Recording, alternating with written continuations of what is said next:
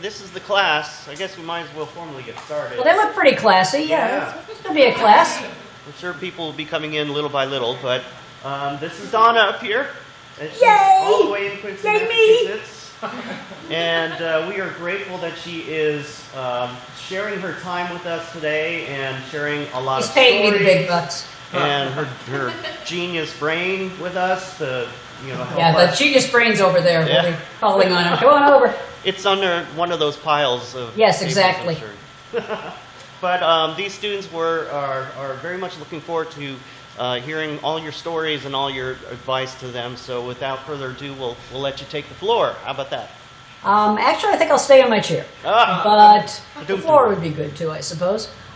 So first of all, I'm wearing my Never Forget shirt. I don't know if you can see it from where you are, but this is my I Love Vinyl shirt, okay? And the reason I wear this, and I could have worn a Rush shirt, I've got tons of them, but the reason I wore this one was because I wanted to talk a little bit about how the industry has changed, because some of you guys are majoring in various kinds of music theory, whatever.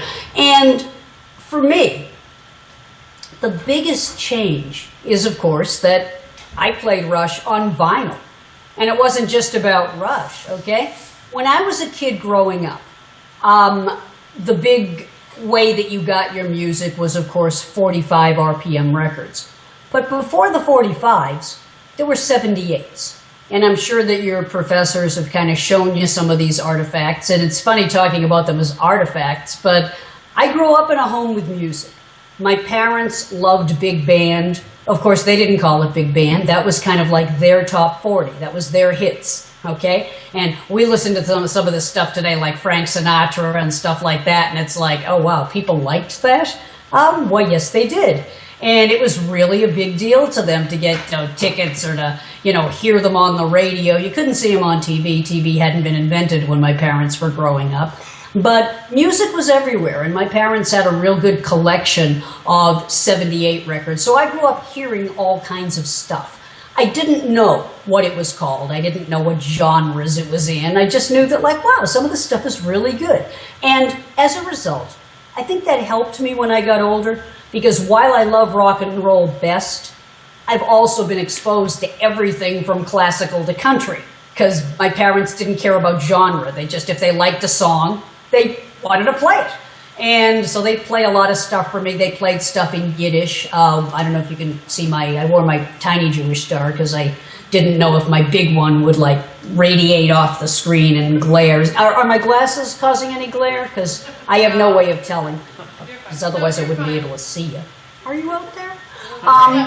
But my parents would play a lot of stuff in Yiddish, because Yiddish was the language of European Jewish people. And so they played me a lot of folk music, and that's probably how I got involved in being interested in folk. When I went to college, top 40 was my love and my passion. I'm going to go off screen for a second, but not very far. Over here is one of my recent books. This one came out in 2011. Can you see it okay? The reason I ask is because of who's on the cover. And who's on the cover is a promise that I made many years ago. When I was a kid growing up, I was very lonely. And I'm not just saying that like, oh, teenage drama. I really was. We were the only Jews in the neighborhood at a time when, unfortunately, there was still anti-Semitism in the culture. I got made fun of a lot. And also, I was one of the few girls that wanted a career at a time when, this is the 50s, okay? I mean, maybe you've seen some of these shows on TV like Happy Days, but if you were different, it wasn't so happy. And I knew I wanted a career from the time I was 4, okay? And being surrounded by music, it just seemed natural that, like, wow, what a great job being a DJ, playing the hits, making people happy. Because when I was lonely, when people were bullying me or making fun of me or whatever, I'd turn on the radio. And the guy that I loved to listen to was Arnie Ginsberg. And Arnie, that's the guy on the cover that you saw with the bells and the whistles and stuff like that. Arnie was one of the few DJs who kept his name, because back in those days, DJs all had to take names that didn't sound ethnic. It didn't matter what religion you were, it had to do with the sound of your name. So if you had an Italian name, you had to change it to like Smith. You know, movie stars still have to do that in many cases, okay? So I'd hear all of you, Johnny Dark. Johnny Dark was the guy that always did the overnight show, okay? Because it was dark, get it? You know, and so they give you these fake names. And Arnie wouldn't change his name. So I loved him because he was different. But I also loved him because he talked like this. Arnie had a really high squeaky voice. And if you talk to him, you find that he has a really high, he's still alive. He's like in his 80s now, sharp as a tack. He's retired. But one of the things I loved about him was that he was just himself, and if you don't like it, too bad, you know? And that just inspired me.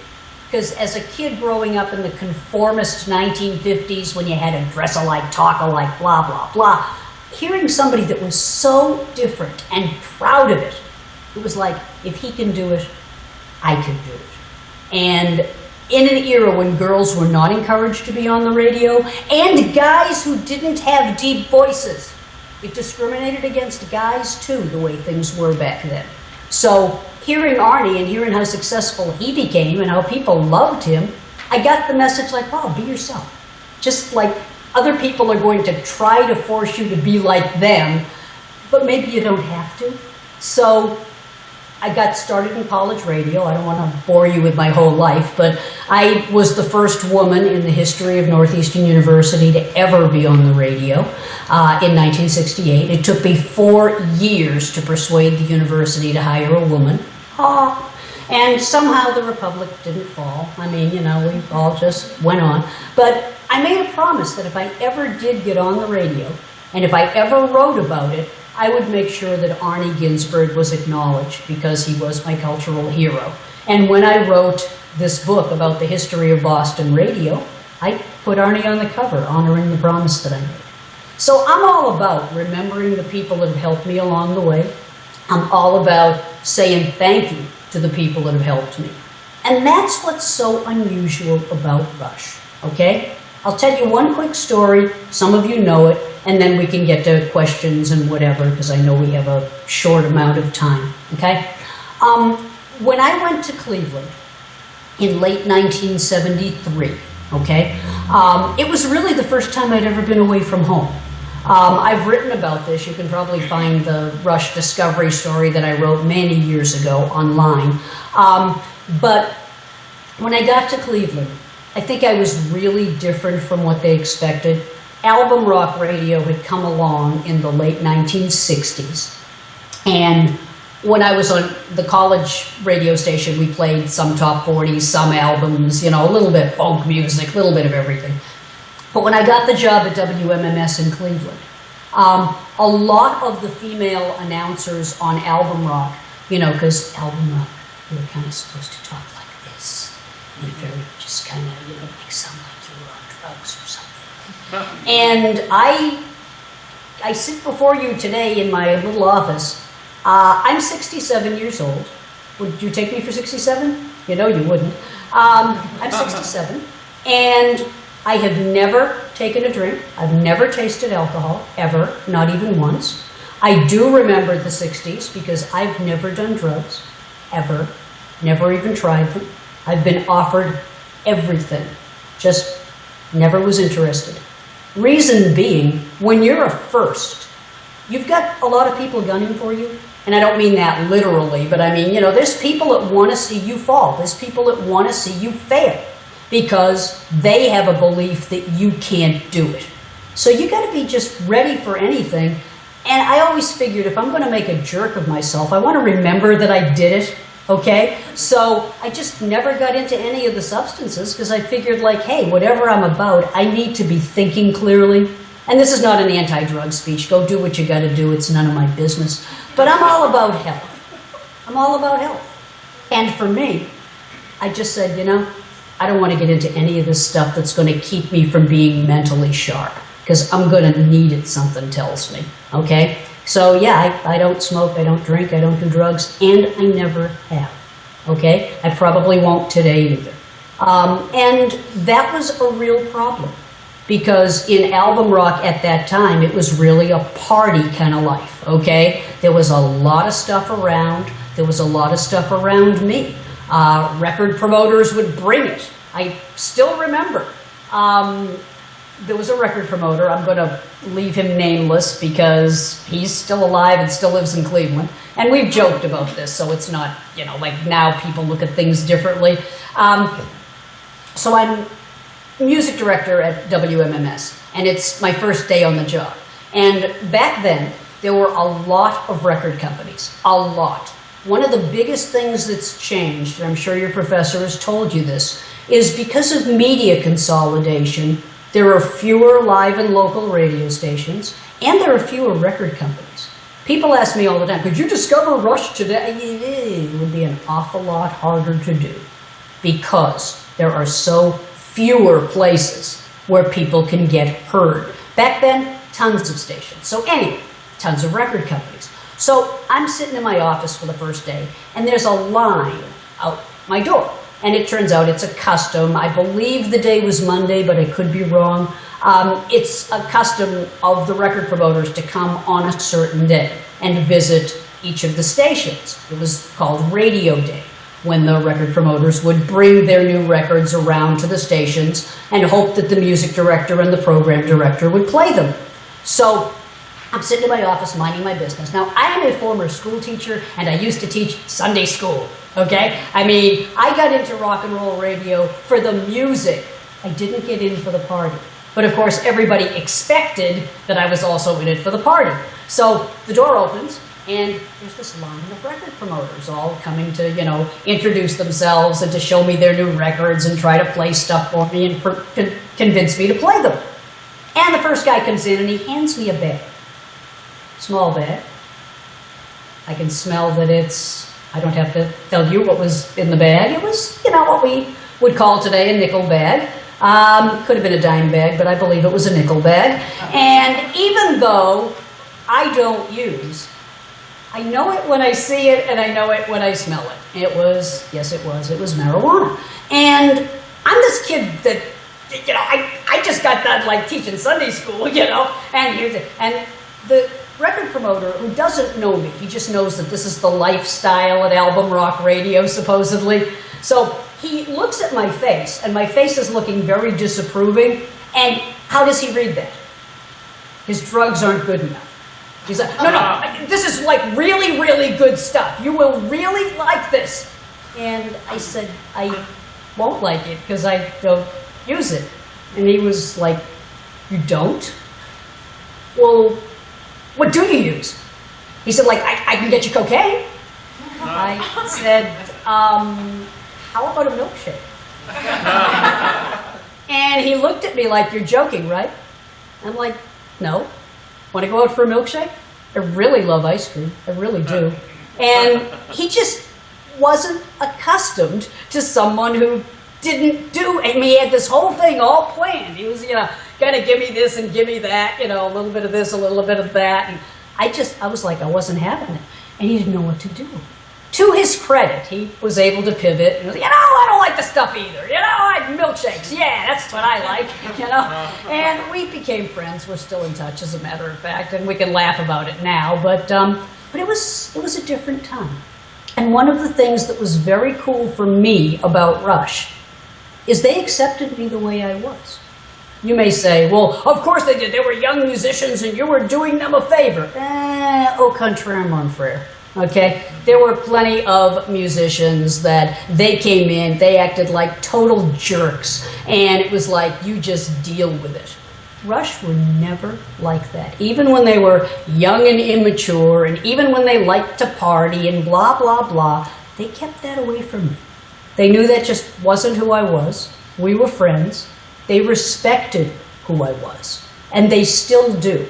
In fact, I can tell you straight up that if they knew that I was coming to town to see their show, they would make sure there was juice backstage for me and vegetables and salad and, you know. And as it turned out, society caught up with me. Because today there's a lot of, you know, people that don't drink because they're designated drivers, or people that don't drink because they're in recovery, or people that don't use drugs for the same reason, they're in recovery, they've been to rehab, yada, yada. Today, nobody cares. But back then, they cared a lot. And the guys in Rush embraced me for myself, just as I embraced them for themselves. And that has gone on now for 40 years. And that is so unusual in the music industry. And the only reason I'm telling you any of that, you will get pressure from people that you've got to be a certain way to succeed. Horse feathers, okay? No, you don't. What you have to be is hardworking, ethical, and willing to take guidance from people that can give you good guidance. But people that are trying to change you because of their own ego, you know, tell them to have a nice day. Okay, so that's my long digression. I've probably bored you to tears. I see people sleeping in the aisles. That's never a good sign. So how do you guys want to play this? I hear that some of you actually have questions, and if I don't know the answer, I will make it up. I promise you. We just go in order? Yeah, Andy. I think you already answered this question, but I'll answer it again. I'm like history. I keep repeating myself. what moment in your life did you know you wanted to go into the music industry and why? Could you just shout that out a little bit louder? I can sort of hear you, but I unfortunately have a really bad cold, and I hope I don't sound like a foghorn. So I took a cold capsule so that I wouldn't be coughing on, in the middle of the interview. But my head is a little stuffed up. Some people might say that that's my normal condition. But if you could put that out a little louder, I'd appreciate it. What moment in your life did you know you wanted to go into the music industry and why? That sort of hasn't been answered, but thank you very much. I knew when I was 4 that I wanted a career. I also knew when I was 4 that I didn't want to have kids. What I didn't know was that in every population, there are between 10 and 12% of that population that are childless by choice. That was not something you heard about back in the old days. All you heard about was people wanted to get, particularly girls, wanted to get married as young as possible and have babies, and this was the only thing they ever wanted to do. Now, I'm not dissing that. My mother was a housewife. She didn't have a lot of options, though. Okay, she was told that's what she had to be. She wanted a career. She wasn't even allowed to go to college. God rest her soul. Today, you guys are living the dream. It may not seem like it when you have final exams and stuff, but you're living the dream. You get to choose what you want to be. I had to fight for your right to do that, okay? And I wasn't the only one, but I felt like the only one. So when I was 4, I knew I wanted to have a career. I knew I wanted to not necessarily have kids. I did want to get married, but I imagined an equal marriage, where the husband and the wife, I knew I was heterosexual. I didn't know that there was any other way because no one talked about it, okay? It's a real different environment back in those days, okay? So I don't know where I got that from. I didn't see businesswomen. It's the 50s. I saw mommies, and I saw teachers, and I saw nurses, and I saw secretaries, and I knew that I didn't want to be any of those things. And the thing that made me feel better was listening to the radio, because I could listen to my favorite DJ, my favorite song. Those songs spoke to me. Have you ever had that? Have you ever had a song that just speaks to you? And I don't mean speaks to you like hallucinations. I'm talking like speaks to you like you hear the lyrics and it's like, yeah, absolutely. Working Man was like that for a lot of people in Cleveland. Got no time for a living. Yes, I'm working all the time. And there were people that worked in the factories day and night, and that's just how they felt.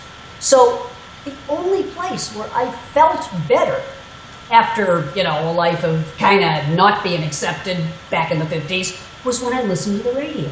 And the more I listened, the more I thought, wow, it doesn't take like upper body strength. You don't have to be, an athlete to do it. No offense to athletes. I love sports. I always have, but I've never been good at playing them. Today we know why. I have a whole bunch of autoimmune diseases. But back then no one knew about that either. So it was just one more thing to make fun of me about, you're clumsy. I'm like, well, yes, I am.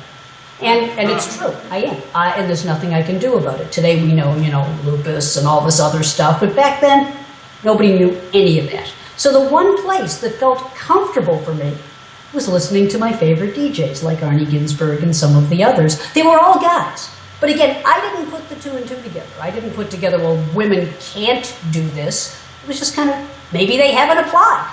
So as I moved from, being 4 years old and knowing I wanted a career, even though I had never seen anyone that really had a non-traditional career, I started migrating towards, well, how can I make people happy and have a career? And that led me to, I could be a DJ. So by the time I was like 9 or 10, and that's what I really knew, that that's what I wanted to be. I didn't know how. I lived in a society where that was not encouraged. I didn't realize I was going to be a pioneer. I didn't, wake up on a Thursday and go, wow, I think I'll change society. I don't think anybody ever wakes up like that. Not even Martin Luther King or Rosa Parks or people like, they were people. And they found that the things they believed were being stopped for no reason. And they decided to just take it on. And on a smaller level, that's what happened with me. I found that the things I wanted to do, I was being forbidden from doing just because I was female. And I was like, well, why? That's outrageous. Why shouldn't I be able to do that? And so I fought for that. And what's interesting is, after I became popular at radio in college, other people, including guys that didn't have deep voices, thank God I've got a pretty good voice even with a cold. But there were other people who spoke off of their higher range just like Arnie did, and suddenly the industry opened up and it became more about personality. So yeah, it was a gradual process where first it was like, I want a career. Then it was like, I don't want the traditional career. And then it was like, what am I willing to take a stand for? And I ended up in radio. That's still where my heart is. I love teaching college. I really do. I'm not just saying that because, oh my God, my boss might be watching. But the truth is, teaching college is kind of cool. You get to teach on a level that you can't with junior high, middle school, high school. The kids are not mature enough. They didn't choose it. You chose it. I can talk to you about the industry in a way that speaks from my heart. And I have a lot of fun doing it. But my first love will always be radio. And if I could go back to radio, I'd be there tomorrow. But the whole industry has changed. And like the Rolling Stones said, you can't always get what you want. But if you try sometime, you just might find you get what you need. So what I needed was to go back to school and get a degree so that I could be a professor. Because if I couldn't be in radio, I could at least teach about it and teach about the industry and do that other stuff and take out my rare memorabilia and et cetera. So I always had a good education because my parents, God bless them, they weren't allowed to get one, so they wanted me to have one. And so I had a bachelor's, and then I went on to get a master's in counseling. A long story that I would rather not tell to all of you because you might find it boring, but it has to do with my best friend in college who had a substance abuse problem, and I didn't know how to help him. And I made a promise to him after he died, and he died very young, from what today we would know how to treat. But back then, it was jail or forget about it. So I figured there had to be another way. And so I got a master's degree in counseling, and I used it for many years. It was very helpful to me in business because, like I said, sadly, the industry at that time was really party-hardy, and there were a lot of people that developed substance problems. And while I wasn't their counselor, at least I was able to perhaps give them some advice or, tell them where they could get help or stuff like that. So I had a master's in counseling. I got a Master of Arts in English because literature has always fascinated me. But then I was done. I was in radio. I was in radio off and on for more than 3 decades. But I really knew that when the industry changed, I needed to do something to survive because I am a survivor. And so at the age of 55, I went back to school to study for my doctorate. It took me 9 years. I could only go part-time. I was working full-time, so I would drive 100 miles up and 100 miles back to the one university that would admit me. Not because there was anything wrong with me, but again, I was a little ahead of my time yet again. Today, adult learners, it's a big deal. But when I first got started, everybody would say, oh, you're too old to get a doctorate degree. I'm like, really? What am I, 107? But the myth was that as you get older, it becomes impossible for you to learn. Today we know that's nonsense. Adults learn differently, but they still learn. And so I kind of, you know, in a way without even realizing it, I ended up changing things in that regard. Not just me, other people like me.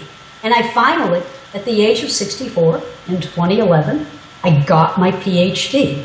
So I don't know if I sound smarter. You're going to have to tell me if I sound smarter.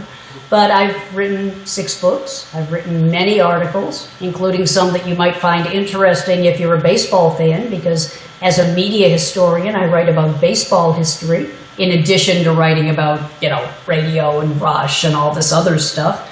And my most recent book is about women in the history of broadcasting and the reaction that men had towards them. So, and media stereotypes, and et cetera, and et cetera.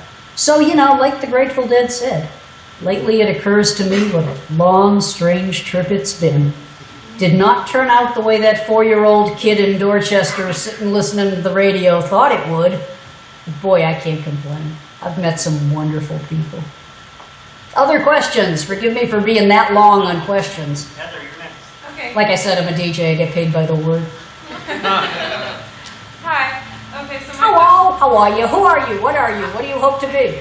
Hi, I'm Heather. I'm a junior here, and I'm a professional music major, and I'm a singer. And make sure you speak up and project out, because like I said, my head is all stuffed. It's not you, it's me. Okay, I'll do my best. Now I got you. Now, Okay. perfect. I teach public speaking. You'll be fine. I do. Okay. You'll be fine. What were some of the positives and negatives to working in a predominantly male industry? Truthfully, at the beginning, it was brutal. Reason being, when you're different, for whatever reason, not everybody wants you there. But on the other hand, truthfully, my pet peeve in life is the stereotypes about feminism. Okay, I'm going to come right out of the closet for you and say to you that I am a feminist, and I hope you are too. Whether you're male or female, I hope you believe in the dictionary definition of feminism, which is a belief in equal rights and equal opportunities for men and women. Everything that's been added to that is just fruit salad. It's just political stuff, and I'm not interested in that. I'm just interested in equal rights and equal opportunities for everyone. For everyone, okay? So when I was getting started, I didn't realize that I was going to be the only woman in a predominantly male. I just figured women hadn't applied, you know? And when I found out that a lot of guys didn't want me there, big asterisk, guys are not my enemy. Prejudice is my enemy, okay? As a card-carrying feminist, I don't care if you're male or female, gay or straight, cat or dog, I just want to see you have equal opportunity. And don't joke about the cat or dog. Go watch 60 Minutes from a couple of nights ago. I teach the Introduction to Communication at Lesley University, and we've been talking a lot about animal intelligence, zoosemiotics, okay, the way animals communicate. And they focused on a border collie named Chaser, who understands more than 1,000 words. And they're now starting to do like scans of the animal brain, and they're finding that certain species understand a heck of a lot more than we thought. We used to think, oh, they just want to be fed. Well, yeah, and who doesn't? But that's not the only thing. Chaser can actually distinguish different commands. She can distinguish the names of things. She understands pointing. Seriously, there's so much that we take for granted that's turning out not to quite be true, not to quite be the way we thought it was. So for me, I didn't realize I was like pioneering. I just thought I was going to play the hits. And when I ran into people who didn't want me there, that was profoundly disappointing for me, okay? I've never wanted to get a job because I'm a woman. I just don't want to be denied a job because I'm a woman. Just give me a chance. If I can do the job, hire me. If I can't do the job, don't hire me. But this is an accident of birth. This is just like how I was born. It has nothing to do with who I am. So I didn't realize I'd end up defending the rights of, various people to be different or to be female or to be whatever. As time went on, it became less and less a problem. But when you're a pioneer, whether you realize it or not, I was sexually harassed. I went through some stuff that I'm not going to tell you on, in a public forum, but sometime if you ever want to email with each other or whatever. I really was put through a lot of very, very difficult stuff that today is illegal. But back then, I actually had prospective employees say to me, I won't hire you unless you sleep with me. And it was kind of like, well, I guess I don't get the job then, do I? But it was tough.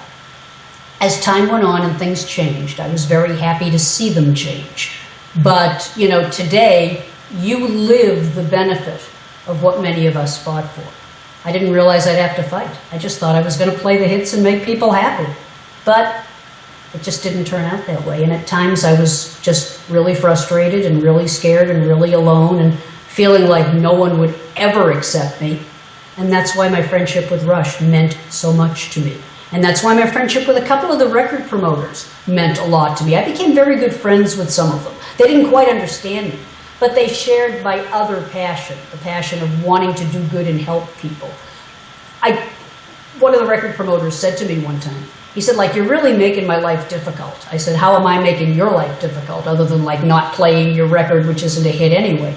And he was like, no, I'm very serious. I've got this budget, and I'm supposed to entertain the music director, and the stuff that I want to do for you, you don't want. So I said, well, why don't you take that money, and why don't we do something for poor kids? I'm not making this up. This has always been something, coming up from that, I'm kind of sensitive towards it. Coming from an area of Boston where just about nobody went to college and where just about nobody had careers. And I did, because of the encouragement to some degree of my parents and just, I guess, my own internal whatever. And so I've always been kids need mentors. If you got the time, go be a big brother or a big sister. There is such a long waiting list. Are you over 18? Have you got some time, even a couple of hours on a Saturday or a Sunday? You could save a kid's life. And I've been a big sister for many years, and it's just an amazing way to spend some time. So I got the record promoters to get together in 3 of the cities I worked in. And we made big parties for Big Brother and Big Sister. We just had, Christmas, Hanukkah parties. We got the kids presents, this and that. Had a great time. It got written up in a lot of magazines and newspapers, but I didn't do it for that. I did it because, here's a chance to use my knowledge of the industry and to also do good. So it kind of worked out very nicely in that regard. But yeah, the first few years, I didn't know if I'd be able to deal with it. Fortunately, I'm a reasonably strong person. And fortunately, a lot of the stuff I went through back then, you guys don't have to go through. So thank God for that. And it is much better now, I gotta tell you. Is it perfect? No. You're still gonna run into jerks no matter where you go. But you don't have to let them stop you. This is Liz. Have you seen him? Hello. As your career is continuing to grow, do you Up a little bit louder. You can do it. Project it out. Don't be shy. As your career is continuing to grow, do you think that one album of Rush's had changed the path in which your life is moving? It has to be the first one. I'm delighted that Anthem is releasing the compilation, the R40, and what's on that DVD and what's on that CD are some songs from the John Rutsey period. Now, if you've been studying Rush, most people regard the first album as kind of primitive. I don't. I regard it as foundational, because they wouldn't be where they are today without the stuff on that first album. And for me, that first album set the stage for everything that followed. The guys knew even back then that they didn't want to be a bar band. That just wasn't what they wanted to be. But let's face it, you don't come out of the womb knowing how to walk. You come out of the womb crying and hoping someone changes your diaper and feeds you. I look at the first album like this was just, they were babies. And I don't mean that in a rude way. I'm saying they were 3 kids from Toronto who'd pretty much never been out of Toronto, and they had a dream. And I'm not joking about that. Their dream was to be rock stars. And Rutsey, John Rutsey, If you've seen the documentary Beyond the Lighted Stage, which I have the privilege of being in a few times, Rutsy had diabetes. A lot of people have spread the rumor he was on drugs, horse feathers. He was not on drugs. No, absolutely not. But he was a party guy, and when you're a party guy, you're not supposed to be doing that if you've got diabetes, because it's like all the sugar and everything like that, the sucrose, etc. He did not take care of himself. He was a kid, okay? And the guys knew that if they wanted to advance, they probably wouldn't be able to do it with John Rutsey. This has been widely reported. It's in the documentary. They understood that. But he was their friend. They didn't want to throw him under the bus.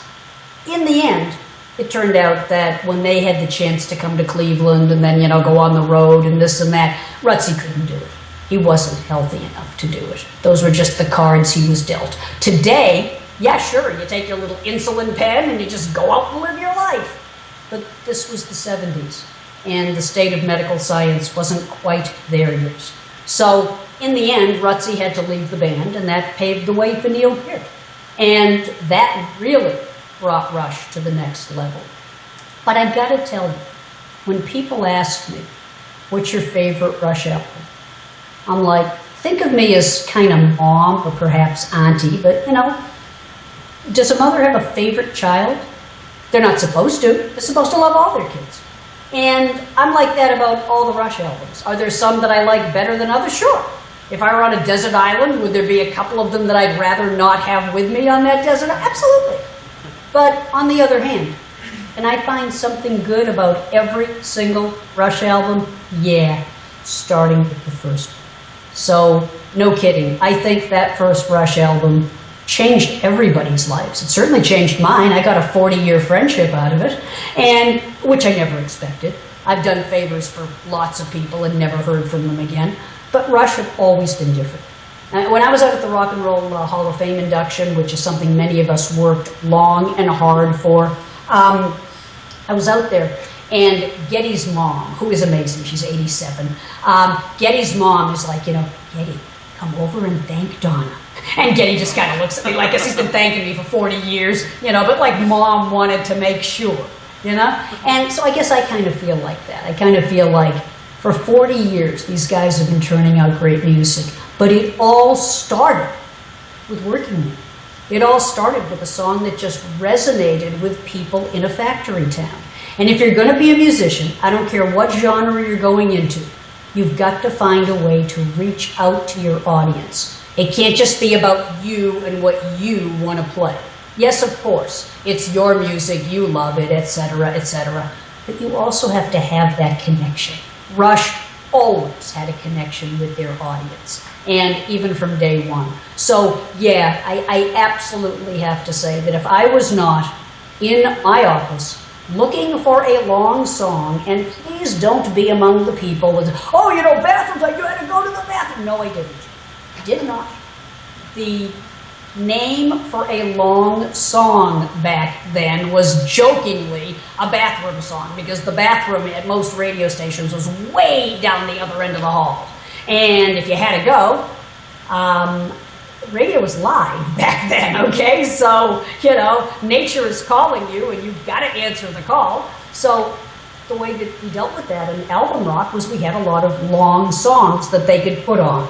A DJ's nightmare is always like hearing on the speakers, click, click, click, click, because like the record is skipping, because back then it was vinyl records.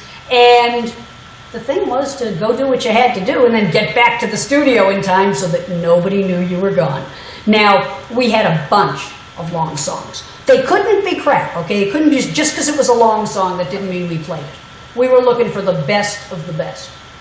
But the first thing I did whenever I got a new album was it was like, I wonder if there's any good long songs on here, because we play the long versions. We differentiated ourselves from Top 40. Top 40 played the short version. Top 40 talked over the beginning of the record. The DJs talked real fast.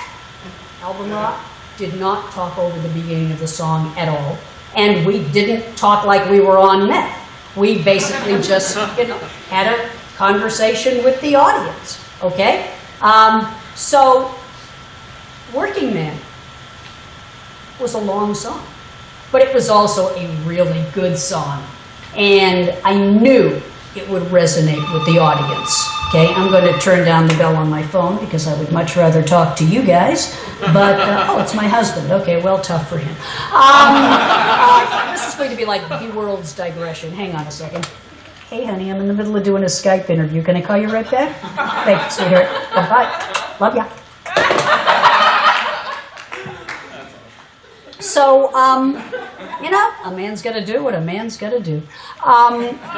But this is, you got to understand, this is so interesting to me. I would assume that most of you are in the 18 to 24 age group, some of you 18 to 34, some of you a little older. I don't know if any of you are my age. But this was impossible when I was growing up. When I was growing up, and it wasn't that like it was so geriatric, it was like, come on, you know, this was the state of the art when I was growing up. You played vinyl records. People could take them, but it was a lot harder to do. You communicated by letter. You actually wrote letters, and then you took them to this thing called the post office. And the last mail out at in Cleveland there was a midnight carry from the post office, the central post office. I don't know if it's still where it used to be, but it was downtown. And I still remember making the run to get a letter out to my boyfriend at the time, who lived in New York, and I was in Cleveland. And we would, you know, phone when we could afford it, because long distance was wicked expensive. Nobody had a smartphone. They hadn't been invented yet.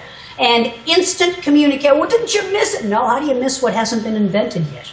Okay, so I didn't miss not being able to like Skype with you, because that was kind of a dream on Star Trek, you know? It's like, oh yeah, we've got this phone where I can see your picture. Who knew there was ever going to really be such a thing? So yeah, the fact that I can pick up the phone for a second, talk to my husband, talk to you in Tiffin, talk to various friends. I got a friend that just came online from Congo. Okay, I'm sending his little daughter to private school because unfortunately in a lot of third world countries they just send the boys and they don't send the girls. And I think that's outrageous. So his little daughter, I read about it in the paper that he really wished he could send her, but he didn't have the money. I have the money, not because I'm rich, I'm not, but the money that I could have spent on, you know, stuff, that stuff isn't important to me.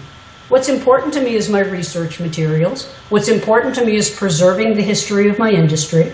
And what's important to me is doing a mitzvah, doing good, doing something in the world where when I die, people are going to be like, yeah, she never shut up, but at least she did some good for some people, okay? Talked our ears off, but at least she did some good. When I played that first Rush album, that's what I was trying to do. I was trying to do some good for some people. The record was sent to me by a record promoter friend of mine, a guy named Bob Roper. And I'm still in touch with Roper. We keep in touch on Facebook. Who would have imagined that I wouldn't have to like go running to the post office at midnight hoping that the letter would get there in a couple of days? And I'm not dissing the post office. My husband worked for the post office for many years. I still am very happy that we have the post office. But what's happened, if you've ever studied a school of thought called media ecology, Neil Postman, Marshall McLuhan, people like that, they talk about how a new medium doesn't necessarily get rid of the old media, but it does change them. Because now you're in kind of like a competition for people's time, okay? So when Skype and smartphones and all this other stuff got invented, it didn't get rid of the telephone. I mean, I do have my cell phone downstairs. But next to me on my desk, I'm old school. I have my landline. And I'm not going to let it go because it represents a large part of what my life was. And there's some people that I would just rather talk to them without having to worry about calls dropping out. It's like we can put a man on the moon, but we can't get decent cell phone service? Really?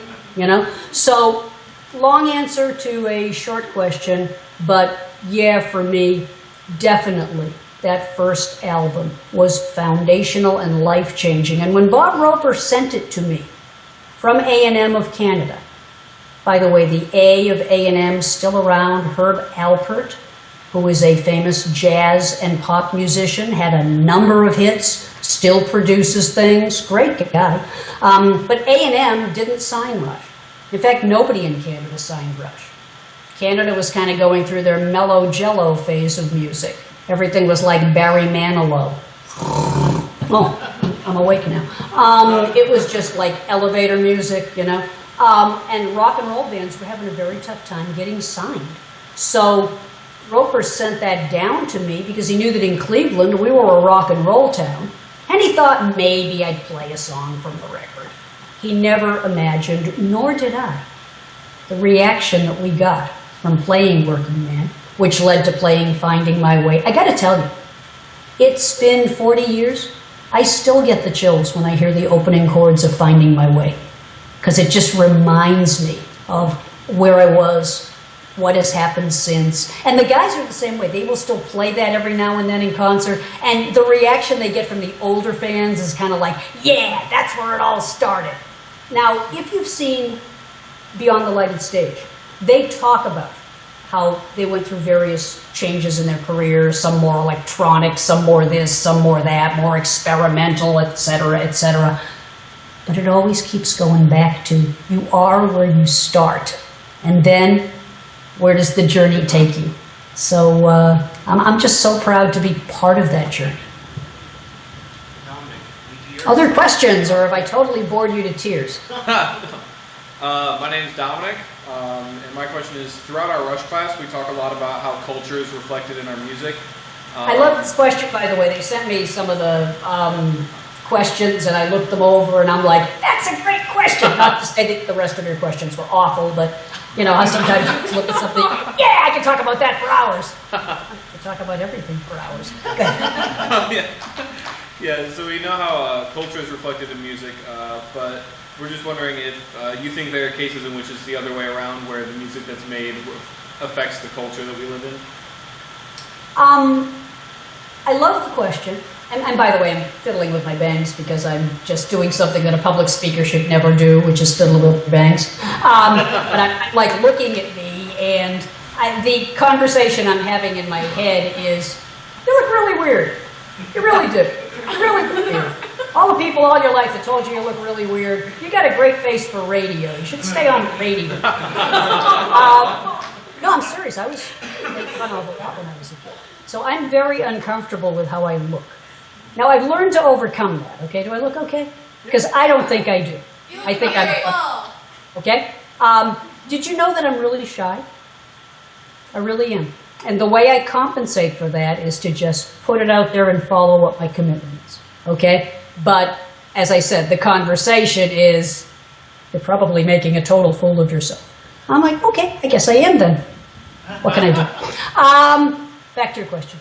So, there's a truism in life when you're teaching media. Do the media shape the culture, or do they reflect the culture? And I think that's a false choice. I think it's a little of both. I think it's actually a symbiotic relationship. Did Rush change the culture, or did they reflect the culture? Did the Rolling Stones? Did the Beatles? First of all, you can't understand the music industry without understanding the history of the culture. What was going on in the 50s? Conformity and reaction.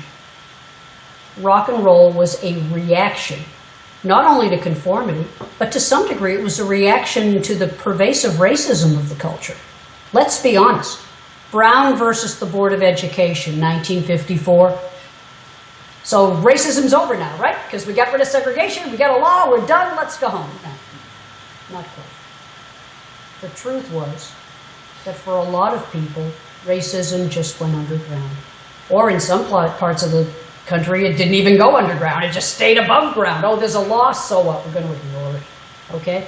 Segregation continued. But in rock and roll, you had integrated bands. You had black kids dancing to white music. You had white kids dancing to black music. I mean, the kids didn't care. They really didn't, okay? Radio, and I teach this, radio in some ways was a great equalizer. Yes, it is true. People of color and women were paid less for doing the same job. We need to tell the truth about that. Yes, it is true that women and minorities did not move up as much as they should have back in those days. But at least they got heard. They got heard in a way they'd never been heard before. I do a lot of research into the 20s and the 30s. And in the 20s and the 30s, when America was like totally segregated, a black musician could get on the radio, someone like a Duke Ellington or Louis Armstrong or people like that. They could get on the radio. Bessie Smith was on the radio. You could, the Empress of the Blues. You could get on the radio back then, and your voice travels across segregation, if you know what I'm saying. I mean, you are being heard in cities where we don't want you here.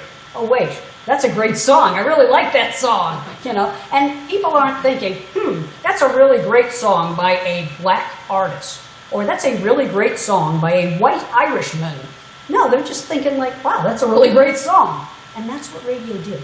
Radio exposed people to all different kinds and genres of music that they might never have heard otherwise. Top 40 did the same thing. A lot of people wanted to criticize Top 40 because it talked about, sex. And it talked about other stuff that nobody was talking about in the culture. But what it mainly did was it kind of tried to put a dagger through the heart of the just incredible conformity of the 50s. Conformity of thought, conformity of attitude, accepting different things that deep down you knew you shouldn't accept. And yet there they were. But in rock and roll, you could kind of speak out against some of them. Now, agreed, a lot of rock songs were just, I lost my baby, bop, bop, shabop, doo-wah. I understand. But there were also songs that had a subtext that was very transgressive, okay? So to that degree, I think radio and rock and roll did change the culture. On other levels, though, it reflected the culture. There were songs that were really conservative, really traditional, really spoke up for what we might call today as traditional values, okay? During the Vietnam War era, there were songs on album rock, which back then was called progressive rock or underground rock, that were very anti-war. But there were also songs on Top 40 that were like patriotism, yay team, go kill those commies, you know. Go listen to the Ballad of the Green Berets, okay, by Staff Sergeant Barry Sadler, you know, about how like the ultimate goal is to go off and, you know, become a Green Beret and, you know, fight in the military. And the rest of us are playing peace songs, but that was a big hit too. The culture became really schizophrenic in the 60s. It really did, okay? So you've got some people that are like, whatever the president says is fine with me. And you've got other people that are like, I got some real doubts about this. Now, where do I go with that? Today, you got a million places to go. You got blogs. You got alternative newspapers and magazines. You've got various speakers. You've got Fox News. You've got MSNBC. Back then, you had none of that. So the only way to speak out was in the music. And many people did. There is a real political subtext to a lot of the songs of the 60s, and to a lesser degree in the 50s. But it's there. And so I guess for me it's not an either or. It's there were strands in the culture that people were objecting to and didn't know how to speak out, and they used their music to speak out. And there were other strands in the culture that were ready to change, and popular music just pushed them along a little bit faster. Does that make any sense at all? Yeah. Okay. Am I doing all right? Yes. No, I'm like I said, my head's all stuffed up, so I'm like, I hear this echo. I'm like, oh, test for echo, cool. Other questions? Yeah. Hi, I'm Chase. I already introduced myself to you earlier, but Yes, nice to talk to you. He was the one that we were testing the voice with to make sure I could hear everybody. So, in fact, let me put this up just a tiny little bit so that I can hear you a little bit better. Go ahead. Tom Sawyer is one of Rush's most famous songs, and it's Absolutely. really widely played. So I wanted to Hold that thought. Hold that thought. Do me a solid. When I say Rush, what song comes to your mind? Don't overthink this. Just tell me. What song comes to your mind when I say Rush? Tom Sawyer. I mean, for me, it's going to have to be Working Man just because that's what got it started. But then again, they're my friends. So what about you? When I say Rush, if you were to like tell somebody from a desert island, like, here's this band Rush, and you want to listen to, what song would it be? Would it be Tom Sawyer? Yeah. What about the rest of you? Same. Is there a Rush? For me, it's probably either Limelight or Spirit of Radio. What about the rest of you? Is there a Rush song that you would introduce people to if you were teaching them about Rush? Xanadu. Okay. Anybody else? There's no right answer. This is not a test. There will not be a quiz. Probably would be Spirit of Radio, honestly. Yeah, definitely for me, Spirit of Radio, because they were really talking about what was happening to the industry while they watched. You know, I mean, they could see that something was changing and that the changes weren't necessarily good. So they were starting to comment about that, back to the how does the culture reflect the society and how does the music reflect that and how do they interact with each other. Back to your question, I'm sorry to interrupt, but it just kind of came to mind. Particularly like Limelight, because, you know, I can't pretend the stranger is a long-awaited friend. One of the hardest things for a rock musician, or any musician for that matter, is the fact that you are now a public person. You got to be nice to people, or it's suddenly in all the tabloids what a jerk you are. So, you know, 10,000 people want your autograph. You got to either be like, oh wow, so great to see you, yeah, or just do what Neil does and don't show up for the meet and greets at all. And some people say that, like, oh, he's antisocial. No, he knows himself. I can't pretend the stranger is a long-awaited friend. Not like he hates people. He gave to you. He was out there for 3 hours playing his butt off on, you know, in a live concert where he is one of the most energetic drummers out there. And after that, he wants to go home to his family, or go home to his whatever, or his hotel room, or whatever he wants to go home to. But in general, there are musicians who love the meet and the greet. There are others, the only way they feel comfortable communicating is on a stage. And I really get that. If I met any of you at a party, I'd be the one sitting in the corner not saying anything to anybody. But performing, I'm a performer. I'm a public speaker. I'm a public person. I'm out giving talks. I'm doing this, I'm doing that. Not even nervous at all. But privately, like in my social life, I would not be at a party. I wouldn't be there. I'd be off by myself with one of my friends, just having a conversation. That's how Neil is. Neil has a couple of really close friends that he loves to hang with, and they see a different side of him. Everybody else sees, well, he's not out there signing. It's just not who he is. Who he is a great musician. And Alex loves to schmooze with people. Alex is the guy that, like, if you saw him at the party, he'd be talking to every person in the room. He'd be asking you about yourself. He loves that kind of stuff. And it's kind of interesting to watch him. But back to your question, which I did not forget. Go ahead.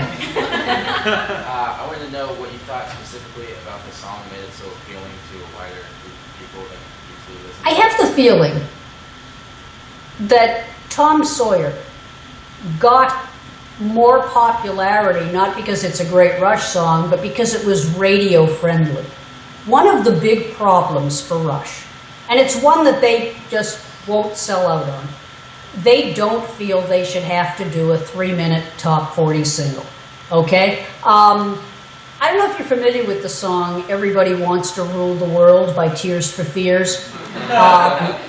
There's a line in there, and again, there's sometimes musicians get their little digs in when they feel like the industry is not treating them fairly.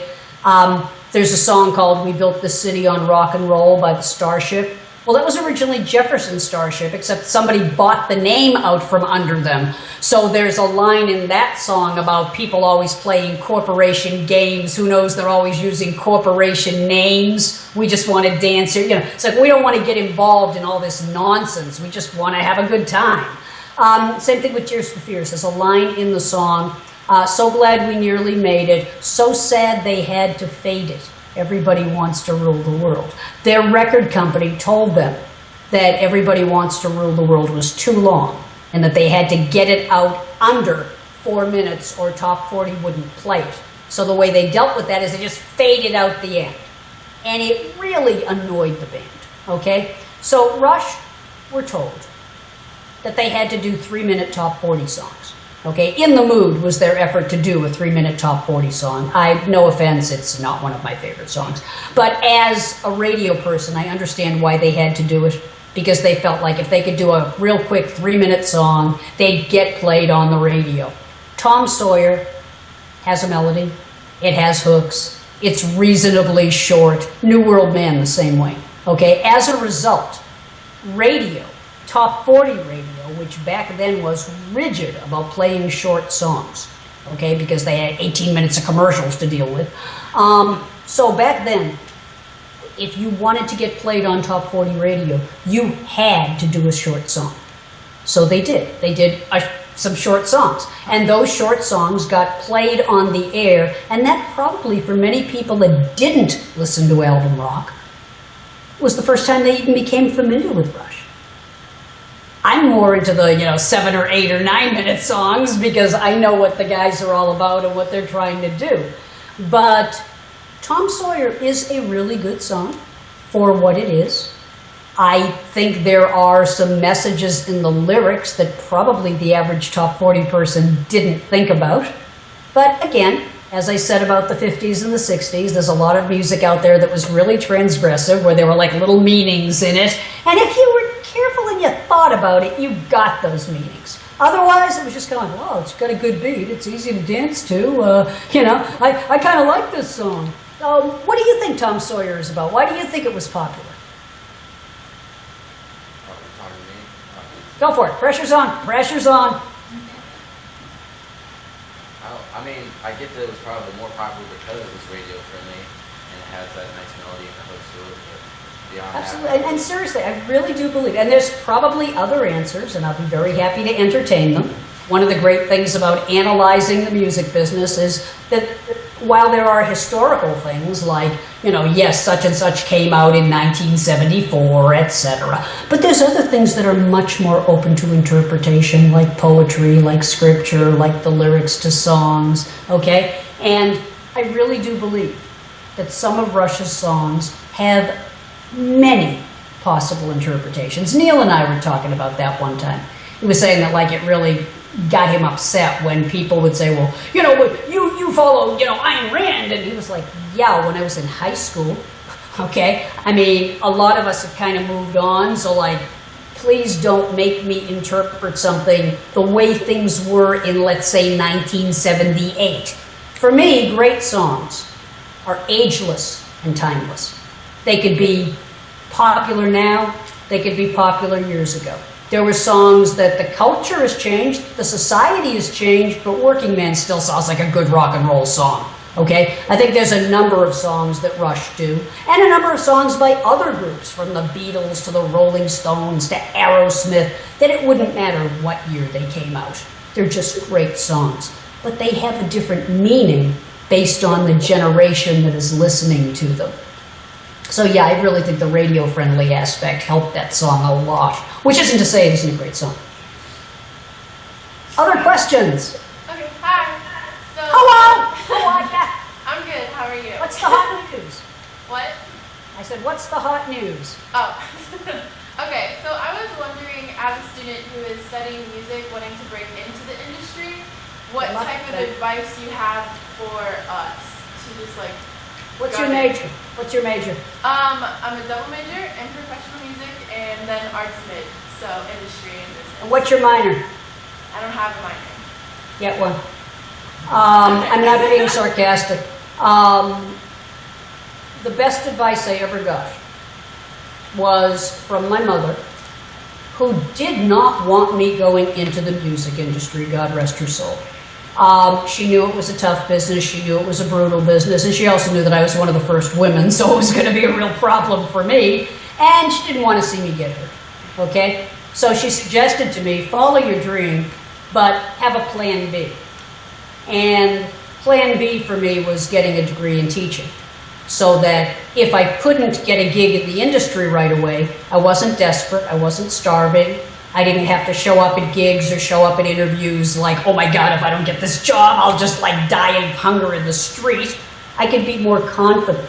So I wasn't being snide when I said make sure you have something you can make a living at while you are trying to break in. Because a lot of the stuff that you'll do at first, you will do for pitiful wages or no wages at all, because you're just getting started. Rush had to go through. See, a lot of you guys and ladies, you see the successful band with the 40-year career that's in the Rock and Roll Hall of Fame. Here's what you don't see. The 5 years when no one would hire them. The 5 years when they had to play in every crappy bar you could possibly play in, or do live concerts at radio stations that they didn't get paid at all, okay? Or travel to every single city in the United States, etc. And now, people see them and they're like, wow, what a successful band! But it didn't happen overnight. So you're going to have to be strong. You're going to have to be passionate. You're going to have to be committed to your art. But you're also going to have to be practical and have something to pay the bills. There is no shame if you end up, waiting on tables at Olive Garden. No, I'm not joking. A lot of people are like, well, I would never do such a thing. Good. When the rent's due, I hope you're independently wealthy. Okay? There's an awful lot of us, glittering prizes and endless compromises. You got to pick your compromises. I won't compromise my ethics. There is some stuff I will not do to get a job. Like the guy that said, well, you have to sleep with me. And I was like, sayonara, wouldn't want to work here anyway. Well, the truth is I did want to work there, but that's not something I wanted to do to get a job. Okay? So you will have to decide which compromises you want to make. But in the meantime, it will be easier for you if you have a skill you can fall back on that you don't mind doing. I don't mind teaching. Back then I was teaching high school. Wasn't terrible. Wasn't terrible at all. Was it where my heart was? No. But boy, that paycheck was sure nice. And when the first radio job finally came along 4.5 years later, I was able to just take it even though it didn't pay beans. I was able to just be like, wow, I'm living the dream. I'm playing the songs I want to play. Okay, I'm not getting paid, but I'm getting experience. I'm getting my name out there. Okay, I was getting minimum wage. It was fine. It was fun because I had something else to fall back on. So if you've got a plan, nothing just happens. Only in the movies is somebody sitting in a cafeteria and suddenly that record producer walks in and it's like, you're the one I've been looking for. No, you're not. You're going to have to get it out there, learn to promote yourself, find a way to do publicity. There is nothing wrong with publicizing yourself. I've written 6 books. I've got copies of every single one of them ready to go anytime anybody wants to see them. Now you may know, well, it's pretty arrogant. No, it's pretty practical because you never get a second chance to make a first impression. So don't lunge around like, oh, maybe I'll try this, maybe I'll try that. Have a plan. It's not a joke when you hear plan your work and work your plan. I am sure that the people at this fine university have taught you how to make a plan for succeeding in business. I am sure that you know some business law. I am sure that you know some things about the industry so that you will not be fooled. And I'm sure that you will think about what could you do to pay your bills while you're trying to perfect your art. I wish you well. I know it will work out for you, but it may not work out right. You need to be ready for that and not give in to despair. It happened to all of us. 4.5 years for me, 5 years for Rush, etc., etc., etc. Other questions I can answer? Hi, I'm Alana. So you got a degree in counseling, and I want to know if you practiced at all, Oh, absolutely, 15 years. I had a side business. Counseling. Yes, I did. I counseled people with drug and alcohol problems, which is kind of ironic, don't you? With a little Dennis Morissette there. I'm a former DJ. I always think in terms of lyrics, and I drive the students crazy. But anyway, I did counsel people with drug and alcohol problems. I did counsel people with low self-esteem. I got to tell you, I got burned out. Unfortunately, you have to have a really strong constitution to be a counselor for a long period of time. There's an old joke about how many psychiatrists does it take to change a light bulb? Only one. But the light bulb has to want to change. Unfortunately, when you're a counselor, you very often run into people who have been referred by the court. You run into people who got told they had to go to counseling. And if people aren't ready, my husband, who called a little while ago, will tell you straight up, he is a former 3-pack-a-day smoker. He tried everything to quit. And whatever it was that was about meeting me, I'm not saying I'm magical, I'm saying whatever it was, I'm allergic to cigarette smoke. You know, people say to me, do you mind if I smoke? I'm like, do you mind if I throw up on your shoes? I really am horribly allergic. I have no ideological belief. I mean, fine, you want to kill yourself with cancer, that is certainly your decision, and God bless you. But I really do get physically ill around cigarette smoke. I really do. And he was looking at a relationship where we would never be in the same room together. And for some odd reason, he was in love with me. And there's something to be said for love as a motivator. At first, I think he quit for me, but gradually, he quit for him. And he hasn't had a cigarette now in about 3 decades, and I'm really proud of him for that. And we've been married for 27 years. Can you imagine somebody putting up with me for that long? But the fact remains, when I was a counselor, it was really draining. I loved the work, but I got so many people who just weren't ready. You know, people have said to me, well, you know, what did you say to get your husband to quit? Well, there were these magic words. Please, if the person isn't ready, they're not going to change. I don't care if you're the greatest counselor in America. I can set the stage. I can start a person on the path. I can give them good advice, but then I'm going to go home. And now you're left with, what are you going to do? What's your plan? Because I'm not going to watch you, okay? I'm really not. If you go out tomorrow and mess up your life, not like you, but anyone, okay? I won't know, not unless you tell me, but you'll know. So make the good decisions and never compromise your ethics and never compromise your health. I'm all about health. So after a while, I finally just got to a place where it was just taking too much out of it. I only was doing it part-time, like I said. I worked at a couple of agencies, and I saw so much pain, so much misery, and I finally just decided, you know, I think there are other ways that I can contribute. So I stopped being a counselor, but I still have that skill set, and it's helped me a lot as a consultant. I was a consultant for almost 30 years, and I trained people, I motivated them, I did, you know, motivational talks, I did all kinds of stuff like that. And I still use a lot of my counseling skills to this day. But honest to God, my hat's off to anyone that can do that as a, you know, a lifetime career, because boy, it's a hard way to make a living. You know what needs to be done, but you can't force people to do it. You really can lead a horse to water, but you can't make them drink.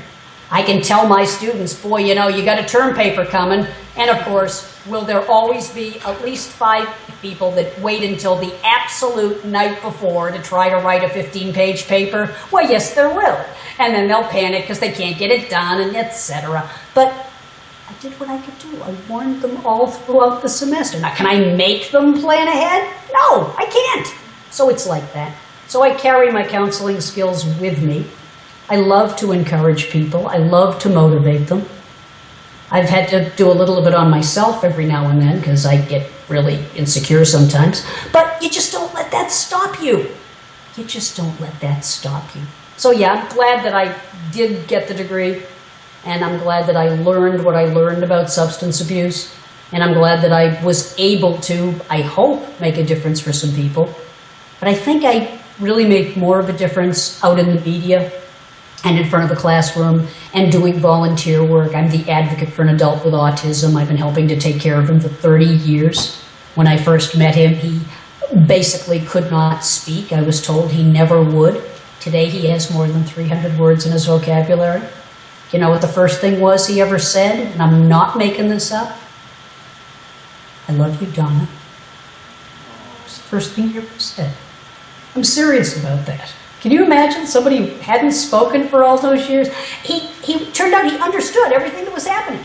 It just, for whatever, he was institutionalized for many years. Go study some psych. The way we used to treat people with disabilities was shameful and disgraceful, okay? He was locked in an institution. If they had done early intervention on him, who knows what might have happened.